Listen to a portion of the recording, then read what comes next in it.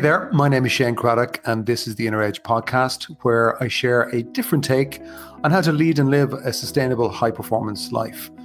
Over the course of different episodes, I'm going to challenge the belief that tension, stress, and struggle are essential to success and creativity.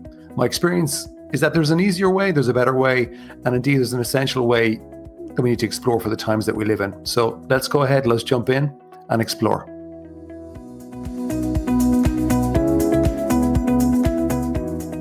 Hello there. Welcome to The Inner Edge. I hope wherever you are in the world that you are good. And speaking of the world, what's interesting about the time we live in is that you get all these interesting analytics now through technology on podcasts. And in 2024, one of the interesting trends in my world on this podcast, The Inner Edge, is the significant increase in listenership from people in the US. So if you're one of those listening to this, hello, you're very welcome. Glad that my Irish accent hasn't put you off. And great to have you here. I was messing around on Substack recently. If you don't know what Substack is, it's kind of a place for writing and writers. It's a different kind of a medium, I guess, for sharing some thoughts on your work and things like that. I've been looking at it for a few months, wasn't quite sure what to do with it. I'm still not quite sure what to do with it, but I've started playing around with it. And there's information up there for free. If you want to check it out, you can look for Lead a Great Life by Shane Craddock. Don't know if I'm going to stay there forever, but I'm there for the moment. I'm going to put some extra bits on the inner world, on having a great life and thriving. Yeah, so you can check it out. But anyway, while I was there, I was looking for a couple of articles to put up. And I found one from a few years ago called The Power of an Hour or something like that. But it made me rethink some of the content that was in that article because I kind of rewrote it, repurposed it. It's up there on Substack, but it was inspiration for today, The Power of an Hour, because I started thinking about it again in a slightly different way. And I think most people underestimate the power of an hour. And a question I'd love you to consider with me today as we explore this is, what if just 1 hour could change the trajectory significantly of your day, your week, or even your life? And my experience is that it can. And over the next few minutes, that's what I want to explore a little bit. Now, in a world that's obsessed with getting things done and productivity and hacks and habits, you might be listening to this, okay, well, yeah, I can use an hour to get a lot of stuff done. And that is true. That is definitely true. You can be very productive. You can feel very, very productive or busy. But I don't think the highest power of an hour is just about getting things done.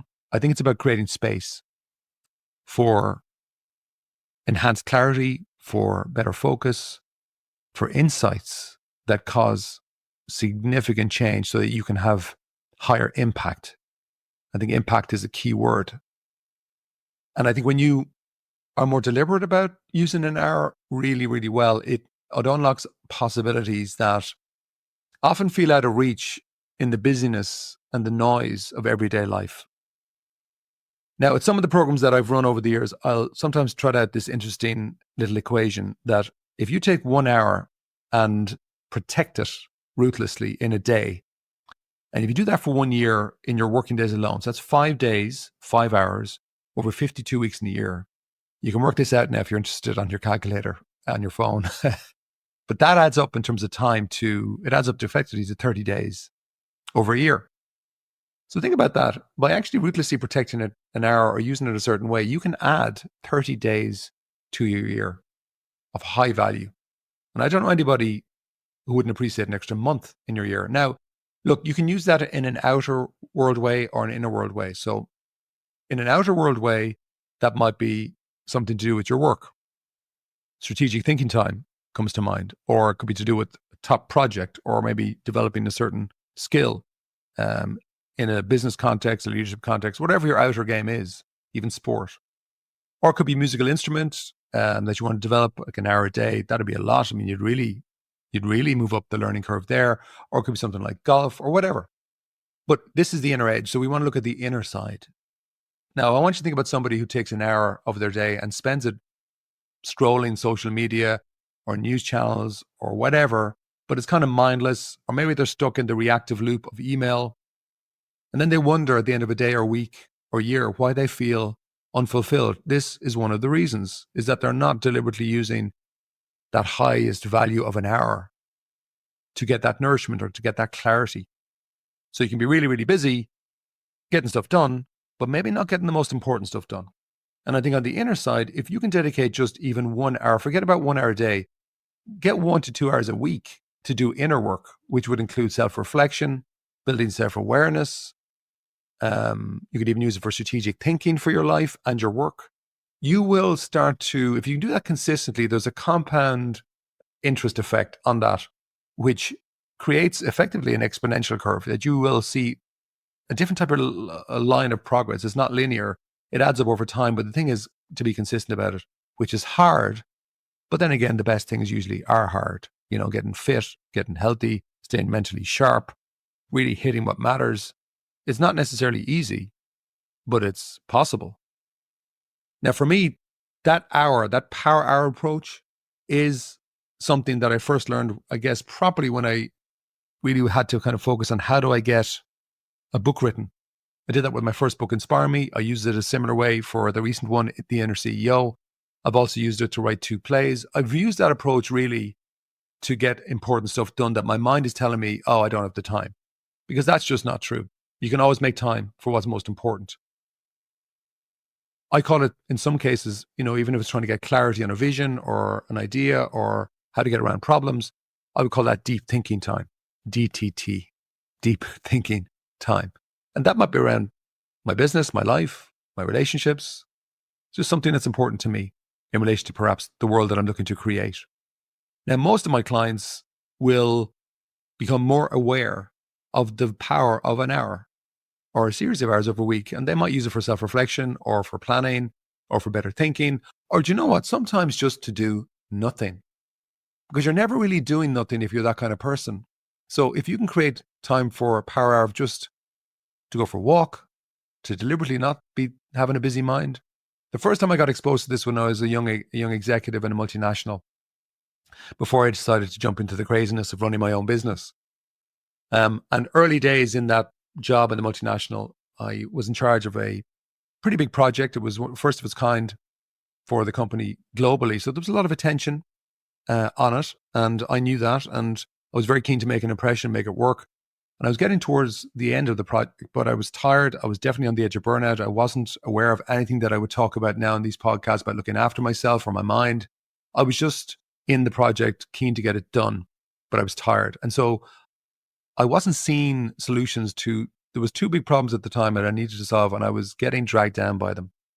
And my boss, to be fair, I remember it was at 10 o'clock roughly on a morning midweek, and we were talking. He said, you know what? You're going to cause problems by staying in the job like this. You need to take the rest of the day off. So he made me take the day off and said, look, go for a walk on the beach and then just have fun for the rest of the day. Don't think about work. So that's what I did. Went for a walk on the beach down the south of Ireland in Cork. I remember the day. It was a nice day, luckily for me. And then I met somebody for lunch that I enjoyed their company. I relaxed. I remember having a glass of wine, which I would never normally do. But I remember a couple of hours into that lunch, the afternoon long lazy lunch, 2 solutions to the 2 problems came to me. Now, that's what you would call a eureka moment, or what I might now call a mind shift, where my mind shifts gears and I see the solution that was kind of right in front of me, but I was so tired I couldn't see it. But that's an example as well to me of taking, in that case now, it was a power day, power hours, but it points to the same thing that I'm talking here about. You can use it in different ways. I can use it to be busy, to be productive, which is still a value. Or sometimes I can use it just for inner space. And in that case, on that day, that's what it was. It was inner space. Now I'm more strategic and deliberate with that kind of time. I can deliberately put it in so I'm just deliberately going to go out for a walk here and not think at all. But what I'm really doing is giving the deeper part of my mind permission to kick in. And sometimes that's my intuition. Sometimes that's just clarity of a solution or an idea. Sometimes it's just a break to let the gears and engine of my mind to rest so that my body rests, so that my energy improves, so that my clarity improves.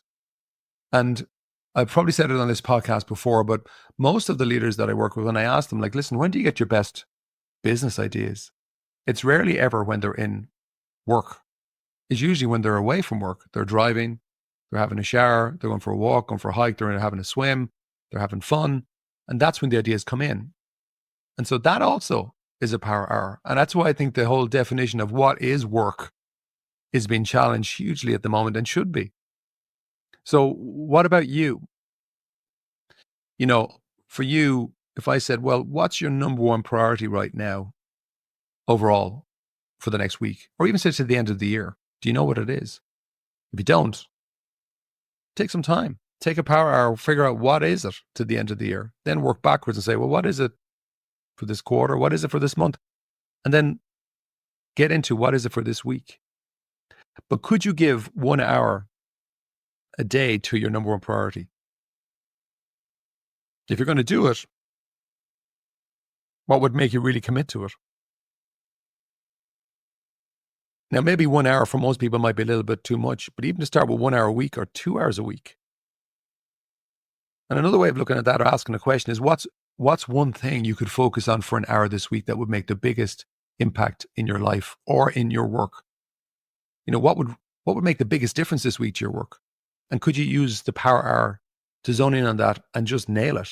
Nail it in the first half of the week so that you're not doing what most people do, which is, oh, I just don't have time, or I get at it at the end of the week. That never really happens in my experience.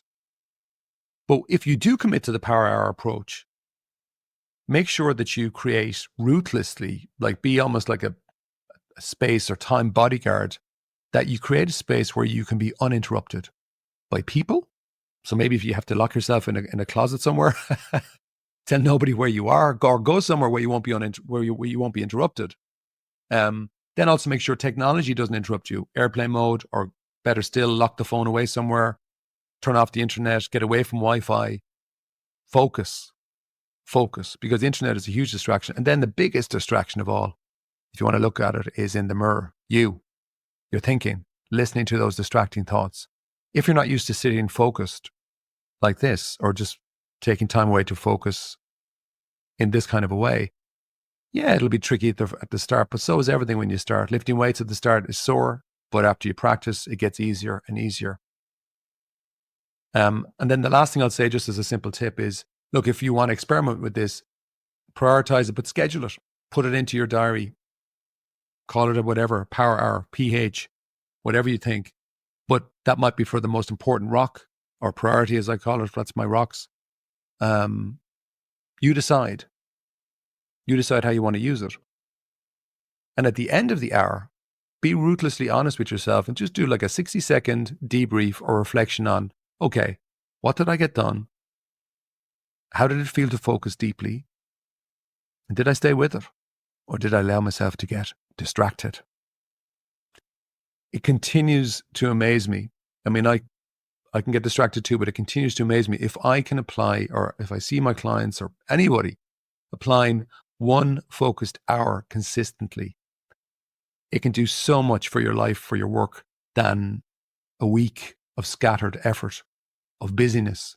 One focused hour consistently applied is genuinely transformative if you use it well. That's it for this week. Ciao for now.